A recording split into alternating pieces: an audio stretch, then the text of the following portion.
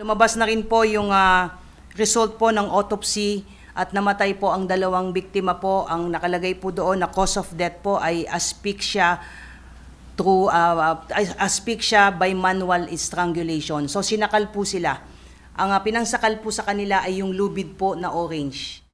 Sinakal gamit ang lubid. Ito ang lumalabas na ikinamatay ng businessman na si Anson Ke at ng driver nito base sa resulta ng isinagawang autopsy. Ang dalawang Pilipinong suspect umano na sina Raymart Katikista at Richardo Austria David ang pumatay sa mga biktima sa mismong apartment na pinuntahan ni Ke sa May Kawayan, Bulacan.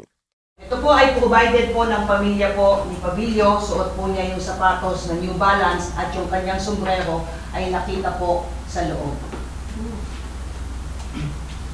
Yung isa po sa suspect natin, si Richardo Austria David, may nakita po tayo kanyang postal ID doon sa loob ng bahay at may nakita rin po tayo na resibo po ng Palawan Express kung saan nakalagay po doon ay nagpadala po siya ng pera sa isang Ria Katikista na kanyang kinakasama na kapatid naman ng isang pang suspect na si Raymart Katikista.